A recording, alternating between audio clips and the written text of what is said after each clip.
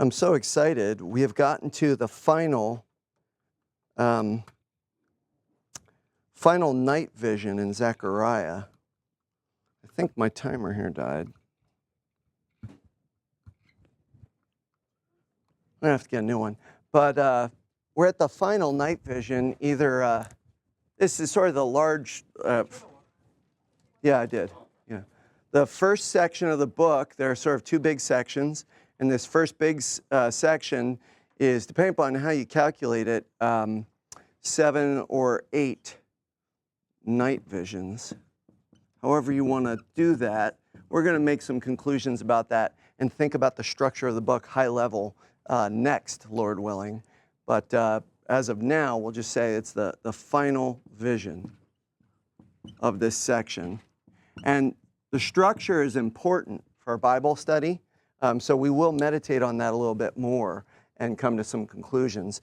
In the Hebrew Scriptures, the structure of these prophecies and even of the narrative, like Genesis, I believe, is structured with many chiasms, for example, which we've talked about in the past. The structure kind of leads you to bring emphasis on certain points and also see connections and see patterns. So it's actually pretty important. But right now, we're still just finishing up our effort to walk kind of one by one through the visions, although a little bit of brush up on where we've been, I think, will help us with this final vision, which I've entitled the Bible study, Lord and Judge of All the Earth. And I'm going to say this before I read the scripture. So we'll say vision 1 and vision, we'll say 7 or 8, right? Final, forms what's called in literature, together they form an inclusion. The fancy word is inclusio. Does anybody remember from the past what that is? I know I've spoken about it before. I don't remember how long ago, but does anybody remember what that is, an inclusion in literature?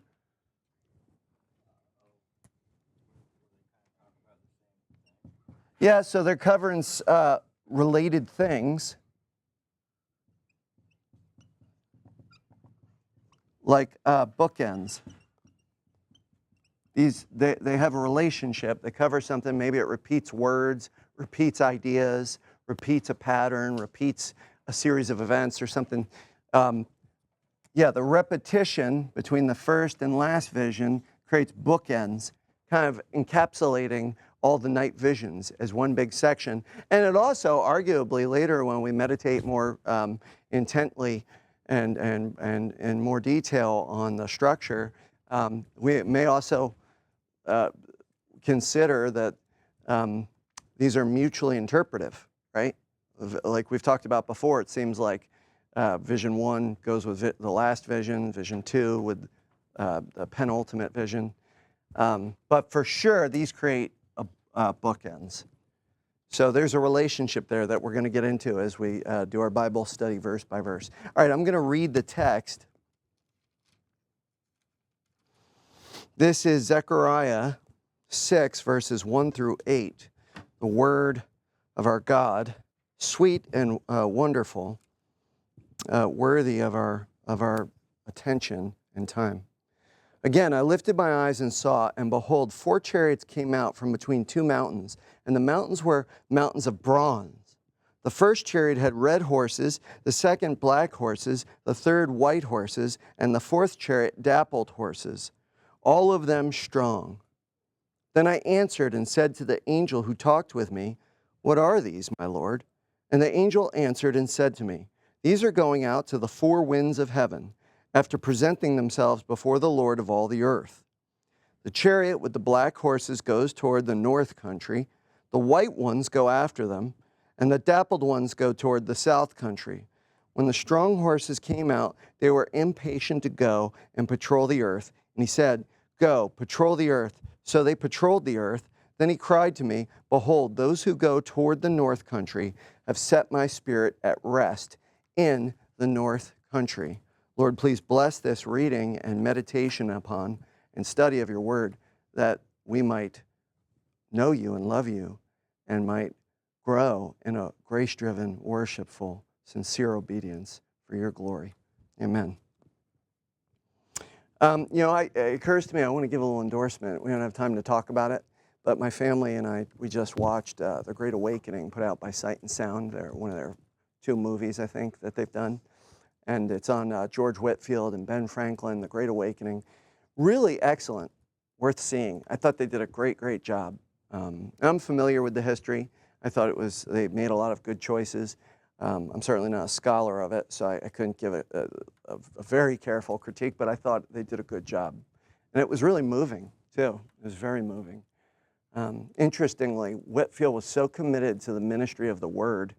I think he died at 56 or 54, if I remember rightly. But he said he'd rather burn out than rust out, or wear out than rust out. Yeah, Neil Young borrowed that. The pretty good rock song, if you like rock. Fade Away, right? But interestingly, this man was so committed, he believed so zealously and was so desirous of seeing people know and love the Lord, had so little regard for this life and so much care for the crowns and the life to come, that he wore himself to the very nub up to the last moment. He was very sick, I guess, and not well, more like 86 than 56. Going everywhere on horseback, all over the country, traveled 7 times from England to America back when that was brutally hard. 1 trip could kill you. And slept on 2 months to cross, wow, yeah. And he lived on people's floors, depended on strangers, was stoned. His good friend, who he met all the way at the beginning of his ministry back in Oxford, Seward, he ended up getting stoned to death, actually, sadly, pursuing the same passionate mission. But all that, Whitefield, he preached a 2-hour sermon the day before he died of exhaustion. Good man and committed to the word, a good lover of the doctrines of grace too. Anyway, I encourage you to check it out. It's worth seeing. All right, so if we look back, like I said, the first vision and the last vision, they kind of go like bookends. So it's encouraging us to kind of just look back and review and think about the relationship between these. So we're just say very, very, very briefly. The very first vision, anybody remember what the first vision was of? So you had these horses. Now you have chariot teams. Before you had horse teams. And I think in both cases, they're hearkening or giving us the impression of war, right? Chariots of war, horse patrols for doing reconnaissance and gathering information and kind of managing or administering an empire. And in the first vision, they're pictured in this narrow space, a ravine, a gully, a glen, which is a narrow valley. And they're between myrtle trees, which are evergreen trees. That would have been familiar to the Middle East. And God is essentially saying there, it seems like the bad guys have won, and they're all very comfortable and at rest, right? And that theme of rest is important in the whole Bible, but it's certainly repeated and important here in the night visions and in Zechariah. But they're at rest, like they seem untroubled. God is communicating to his people that actually he's very angry and jealous, and he intends to implement his kingdom in the world. But he's kind of pulling back the curtain in that first vision to give his people assurance that I'm actually the true emperor. It's not Persia. And I'm sovereign, and I'm omniscient. I know and see everything that's happening, and I'm really the one administering the world. And you need to look above your circumstances and trust what I say, trust my faithfulness, my covenant, my word, my spirit, not your circumstances, right? Know how to interpret your life and the world.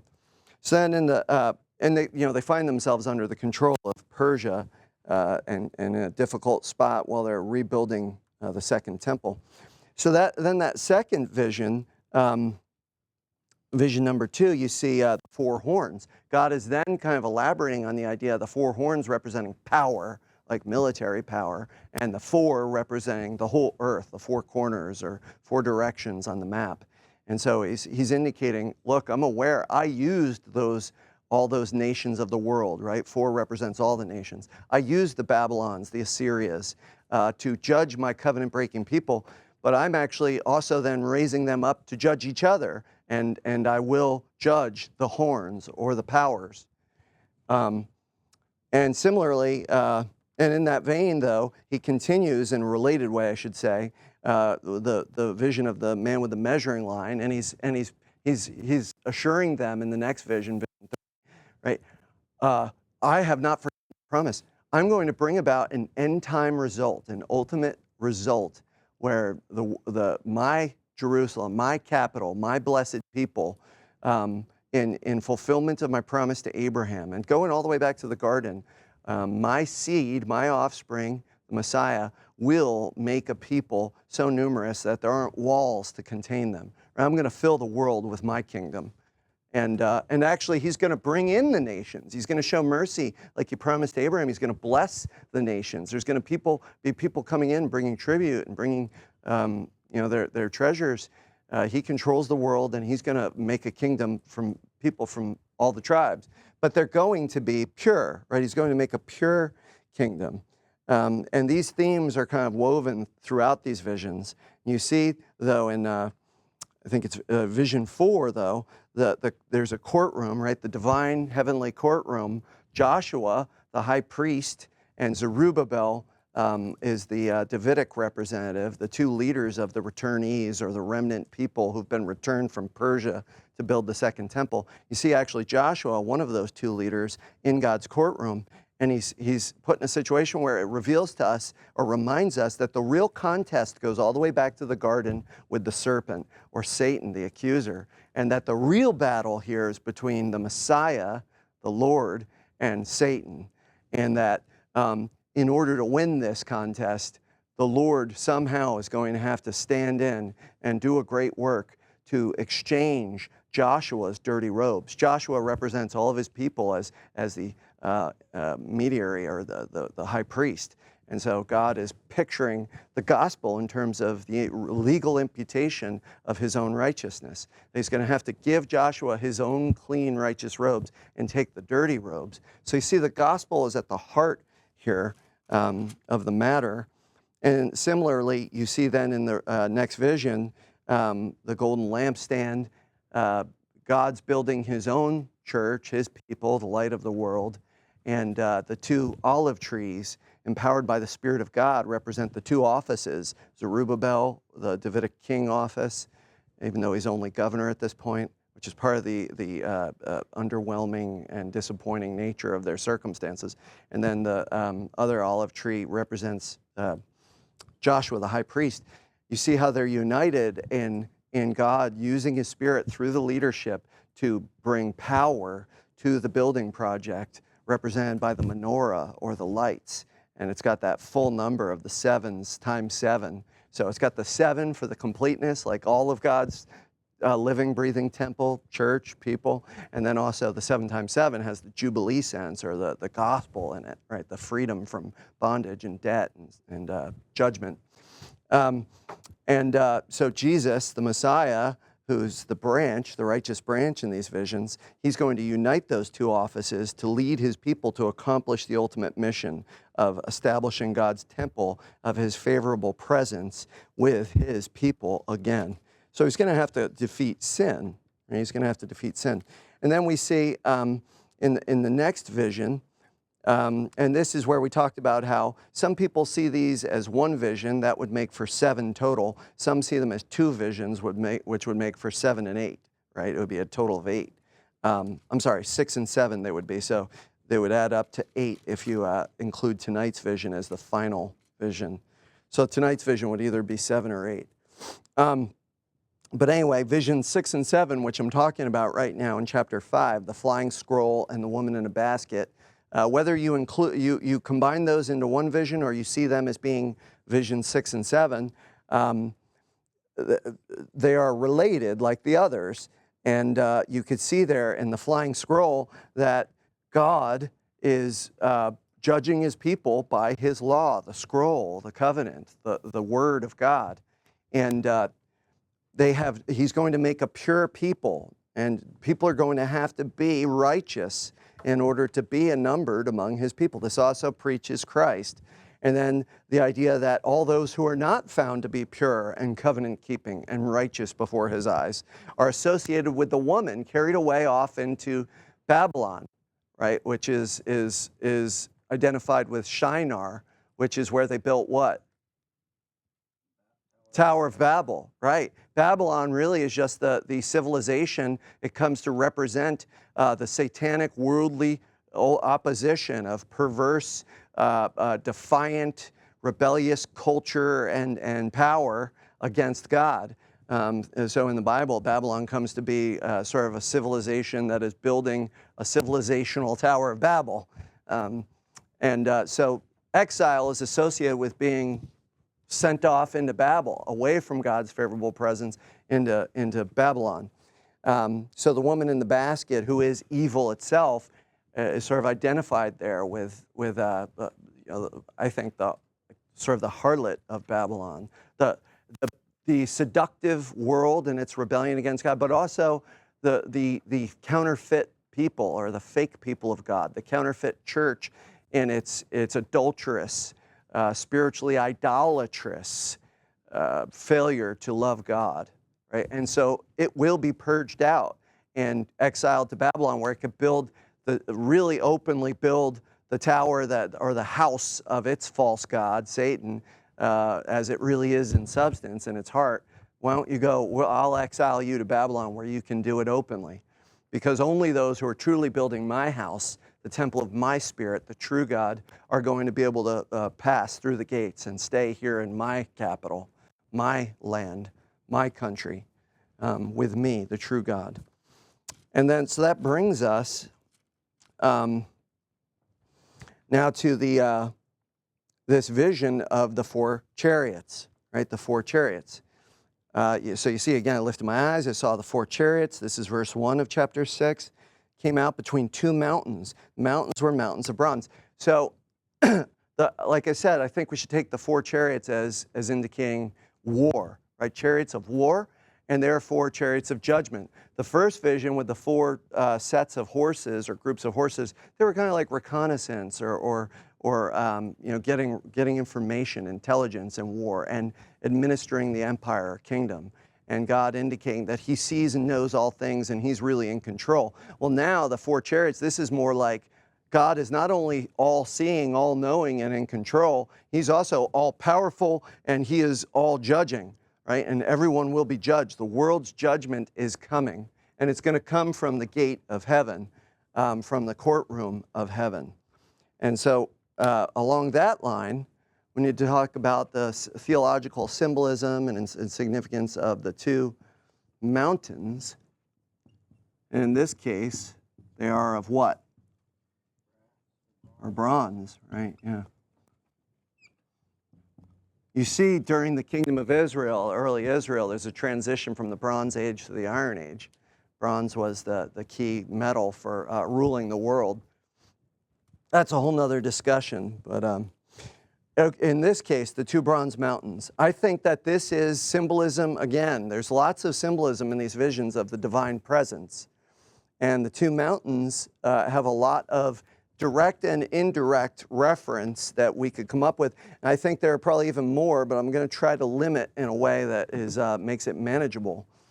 So you have one thing that's a little more on the abstract side, but I do think that it's a fair connection because of the last passage when we were thinking about the two cherubim, right, on either side of, where are the two cherubim that we were talking about? In the Holy of Holies, these two golden cherubim, these creatures of God, these servants of the Lord, they stand with what in the middle? And they're in the Holy of Holies where only God lives and only the high priest with the right offering once a year on the high day of atonement can go. But what is in the middle of them?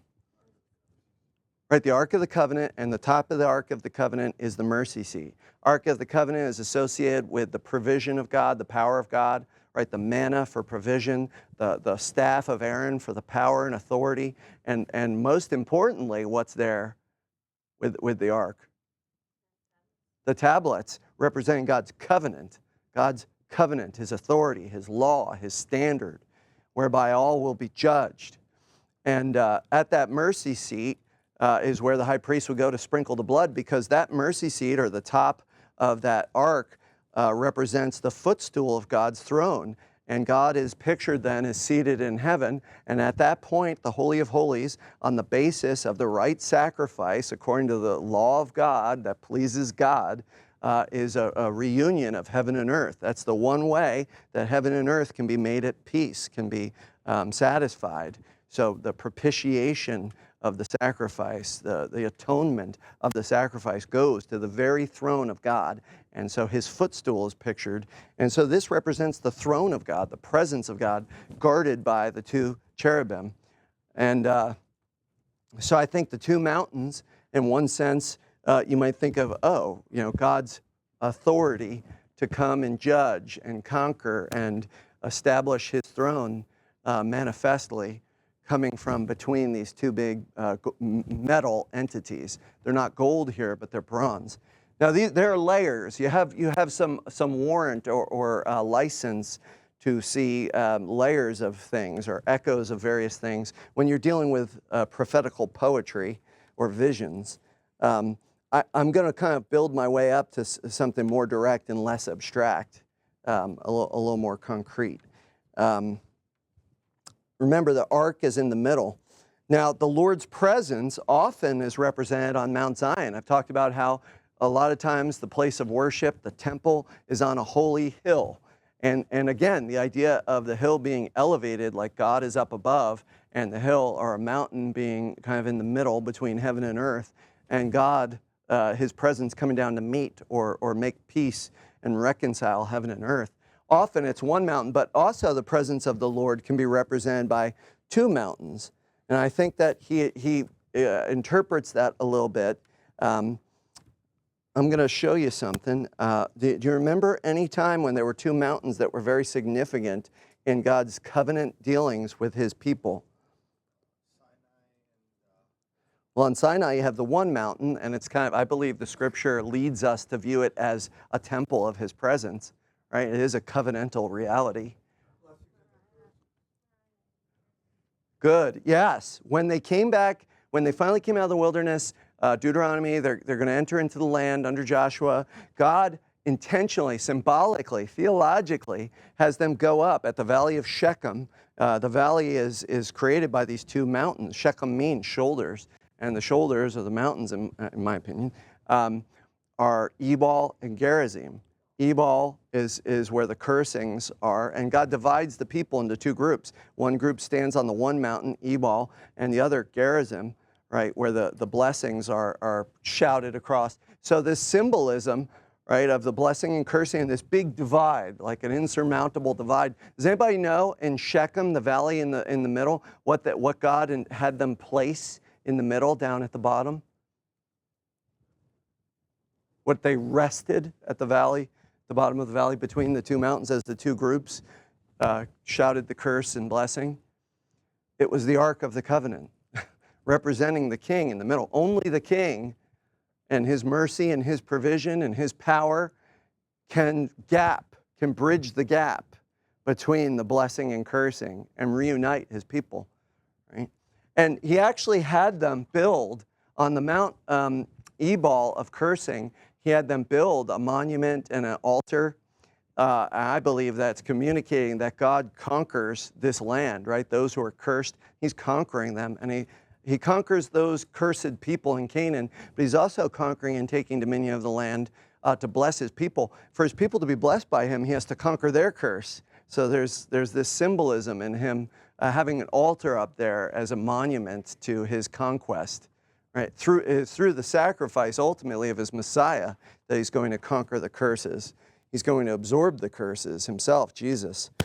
So it's interesting to see the ark resting below. God is over the whole earth, right? And two mountains can also be almost like a merism, like all the way this way, all the way that way. Like God is king over all of it. There's other symbolism here, right?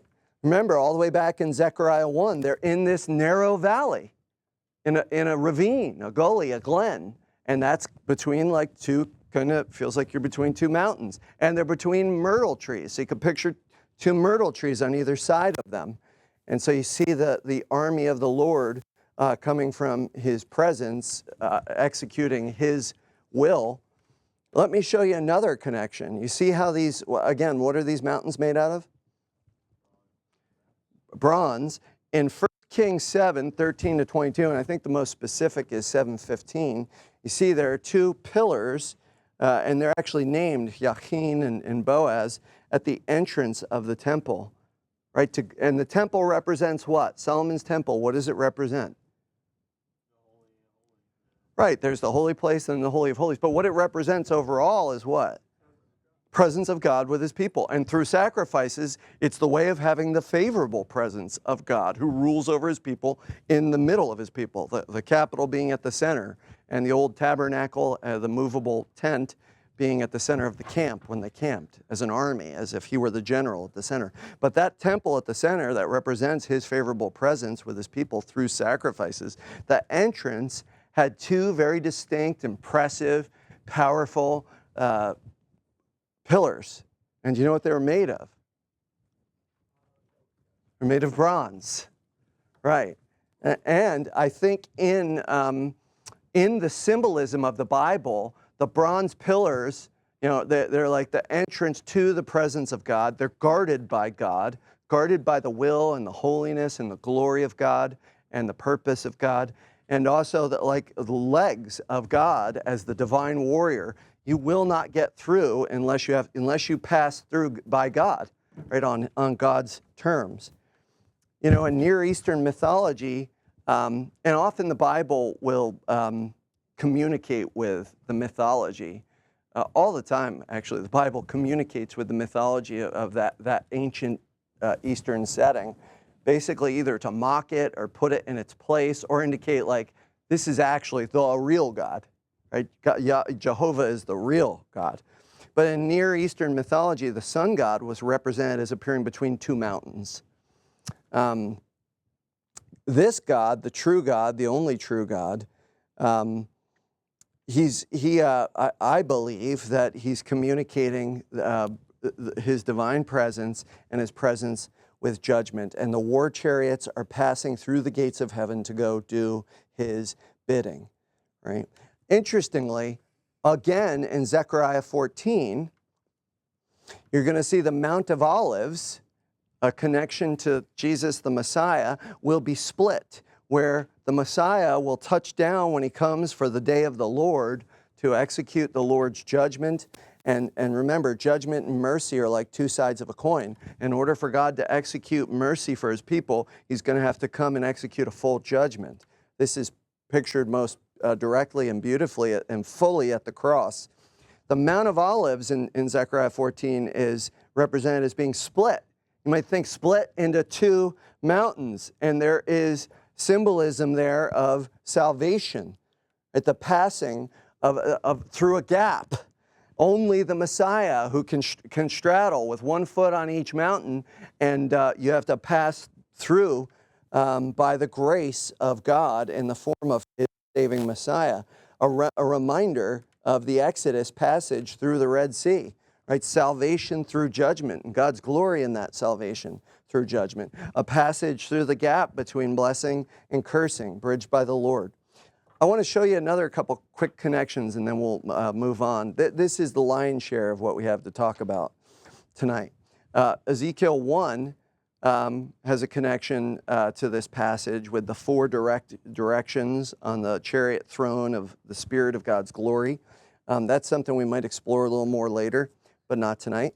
But Ezekiel 1:7 talks about the bronze legs of the divine warrior.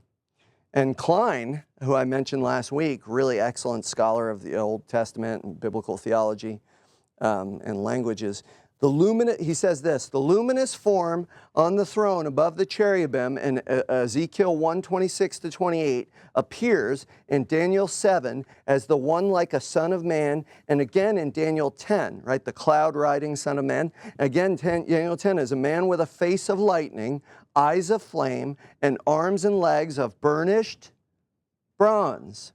Daniel 10:5 and 6, if you want to look at that, and Ezekiel 40, verse 3, you could check those out.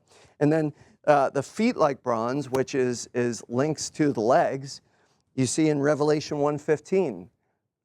He's described as having feet like bronze. Revelation 2:18, feet like bronze. Everybody see that? So I think that's the main idea, right? That the Lord, and there are hints, textual hints, symbolic hints. This is all, and if you tie together all the visions and you see vision 1 and the final vision here in chapter 6 as being bookends that help interpret each other, that this is definitely about the Lord's coming judgment and its relationship to his Messiah, the divine warrior. So he said this, so I'm going back to the text. The rest, we're going to spend just a little bit of time because I think the mountains and the chariots are the really big symbolism. First chariot had horses, the red horses. Second had black horses. I don't think we should get bogged down with the colors. I tend to think of the different colors and the fact that there are 4 indicating to us distinction, like God is going to exert his power and assert his authority and judgment on the whole world, all nations, all different people, and the 4, again, indicating the 4 corners or 4 winds of the earth. So the whole earth is in view. But there is some interesting detail here. I'm going to give you a couple nuances before we end. Yeah, so the third, white horses. The fourth chariot, dappled horses. That's like kind of spotted. We don't know what the base color is, but I don't think we should get bogged down with the colors. All of them strong, right? War chariots are like the ancient tanks. Like tanks today are war. You think, what kind of horses might you need to go to battle with a big, massive, heavy chariot? Strong horses, right? You could stop right there and probably think that's a decent amount of interpretation. Then I answered, said the angel who talked with me, "What are these, my Lord?" Angel said to me, "These are going out to the 4 winds of heaven," right? So the whole world is in view. Presenting themselves before the Lord of all the earth. So you see there's a divine connection here, the warrant to see this is about the Lord of the whole earth.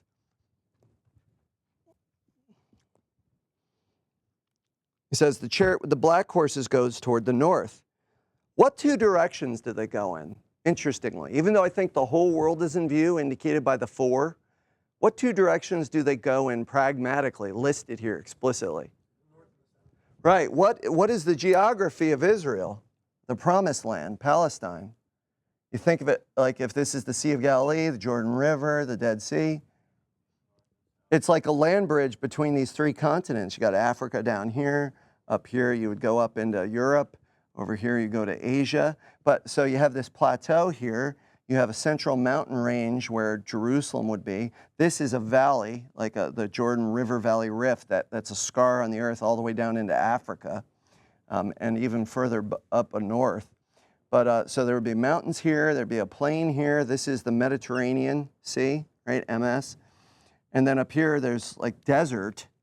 And so even though Babylon is like over here, say Jerusalem's here, actually Babylon's like over here, and so is Persia is over here. Susa would be even further east.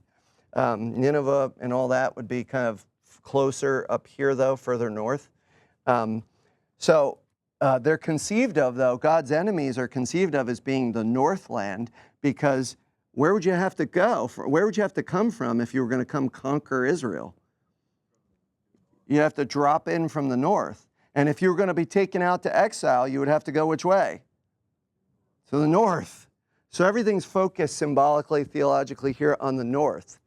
So I think it's connecting God's judgment to Babylon. And as I said before, Babylon represents the rebellious world under the sway of Satan, right? The evil world under the sway of Satan. So in exile, you're cast off to Babylon, where they're building a cultural, civilizational tower of Babel.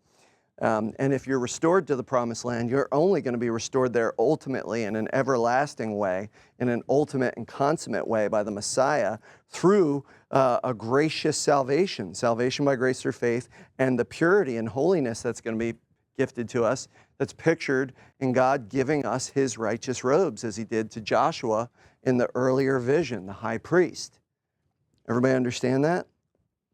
So I'm just going to say a couple more things here. The chariots, so you see, they go to the north. They go north and south because this is like a bottleneck. You can only go north or south, right? So I think that the picture is trying to tie the judgment of the world, the chariots going out, from the promised land, right? God's capital. And finally, this is the last really interesting part here, I think. When the strong horses came out, they were impatient to go and patrol the earth. He said, go, patrol the earth. Remember, that's the language from the first vision. So they patrolled the earth, then cried to him, behold, hold on a second. Oh, yeah, behold, those who go toward the north country have set my spirit at rest in the north country. That's a very important theme. That's the word, same word at root as Noah's name, which means rest. And I think the contrast is with the last chapter, Zechariah 5:11. It's this related root. Zechariah 5:11, he said to me, to the land of Shinar. Remember, he's taking the basket of the wicked woman, representing his covenant-breaking, faithless people who will be exiled again. He said to me, to the land of Shinar, to build a house for it. And when this is prepared, they will set the basket down there on its base. The word underneath, it's like they will rest the basket with the wicked woman, the faithless, covenant-breaking people, on a base to worship and build a house for Baal, or Babel, in Shinar, which is Babylon. So it's sort of the harlot of Babylon being sent back, exiled where they're building that tower for their father.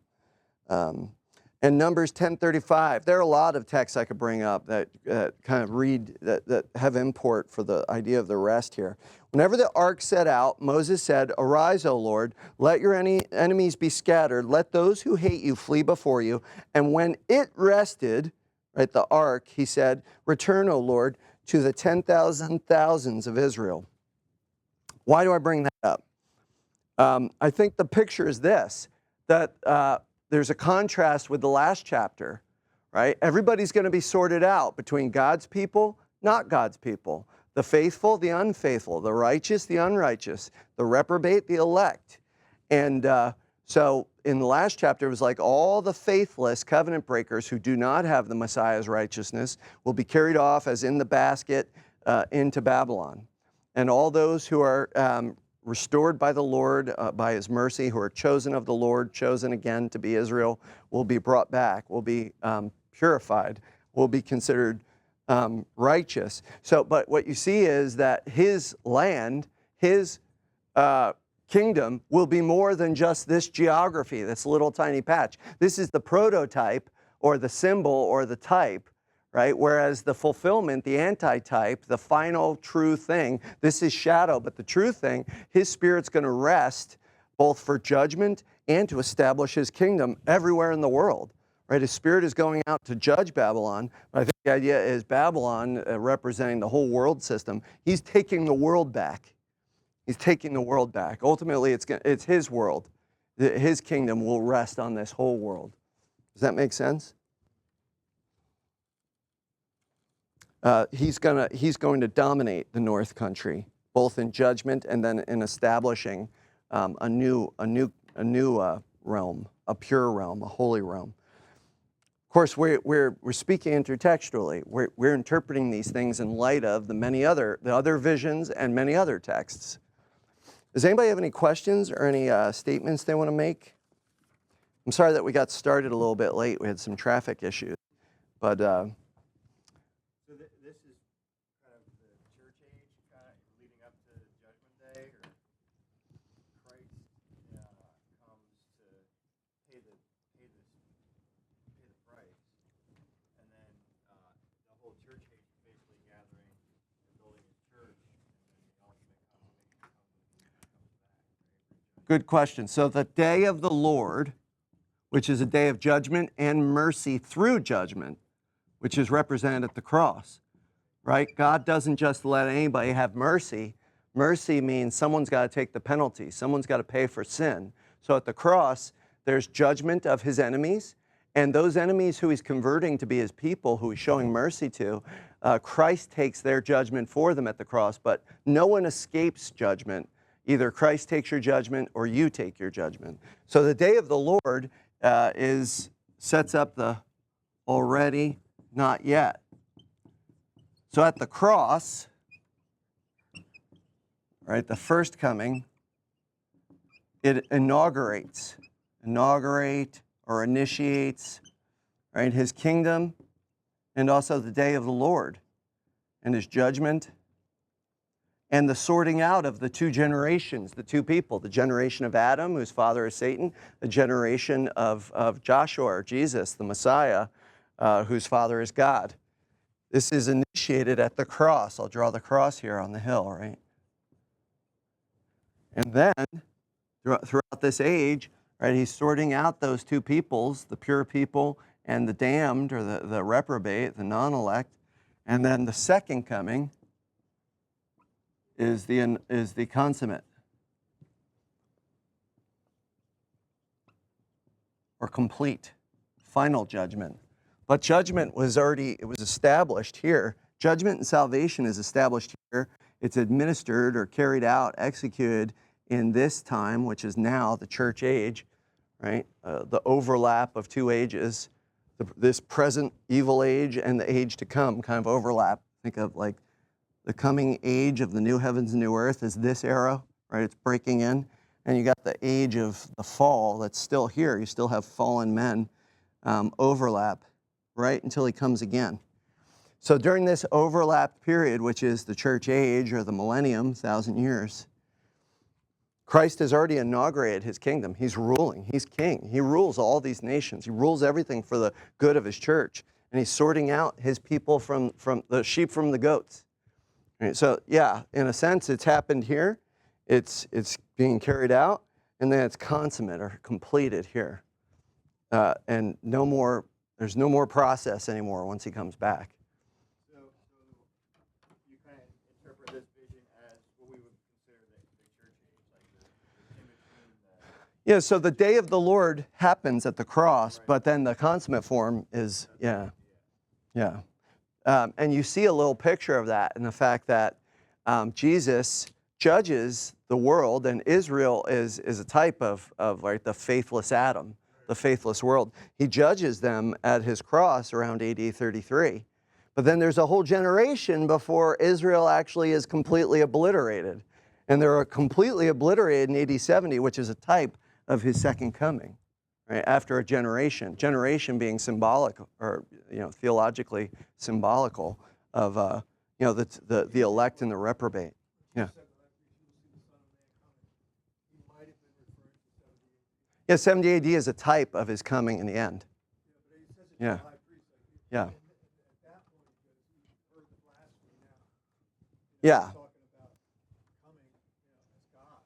Yeah, so his coming in AD 70 is a type of his ultimate coming. Right? So yeah.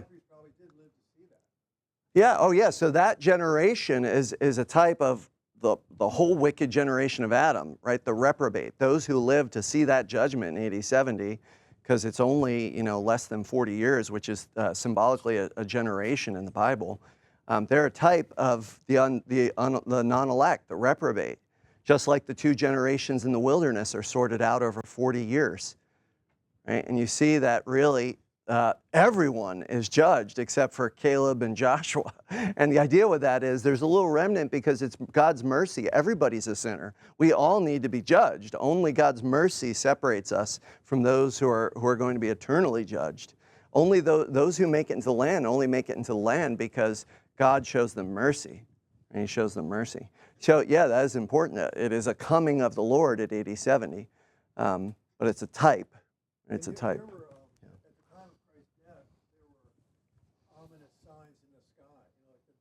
Yeah. That's the day of the, yeah. Yeah. So this is an inaugurated day of the Lord. The Messiah brings the last days, the judgment. So the judgment is triggered here. And so is salvation, right? Manifest, public, ratified salvation, a public manifestation and ratification of his church the people of the Spirit. It takes place here. This is the day of the Lord inaugurated, but it's not consummated until the end of this age when the generations are completely sorted out. We have the whole people of God and the whole people of Satan in hell.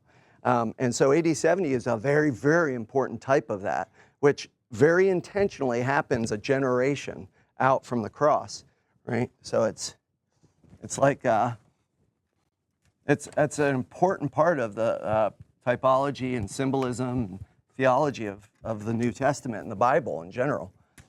Right, that whole, so you get the cross, right, I'll say day of the Lord.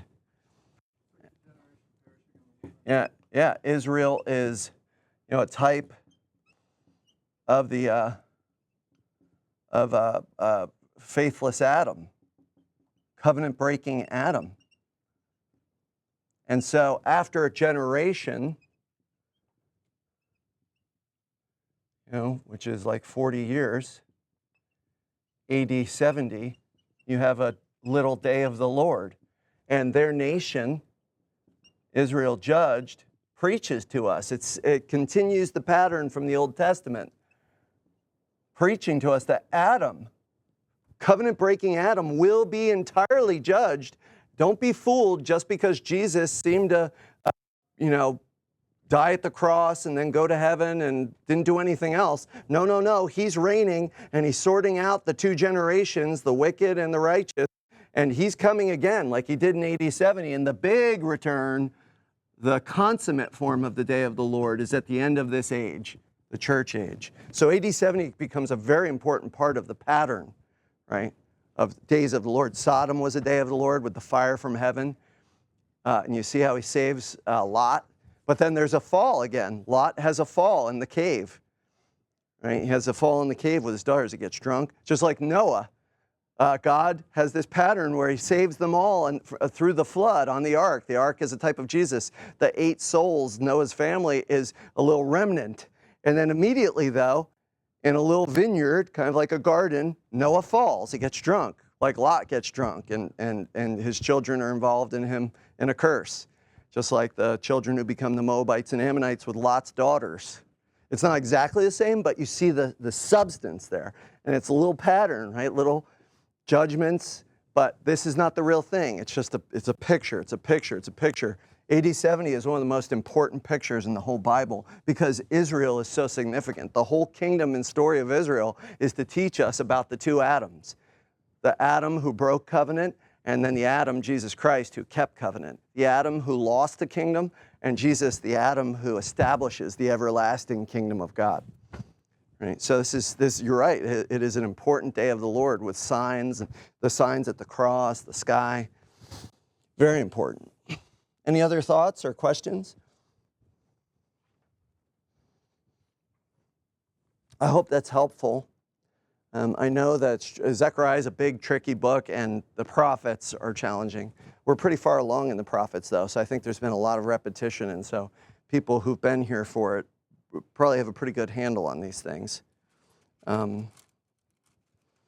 Well, may the Lord help us, right? May the Lord help us to believe that He is sovereign and He is King right now, ruling the world for our good, and to not judge the world according to our experience, but according to His Word and His covenant faithfulness, and to walk by His Spirit, to obey Him, to trust Him, and to enjoy Him, and to be a people when those chariots finally do go out and the consummate ending comes, that we're not found surprised.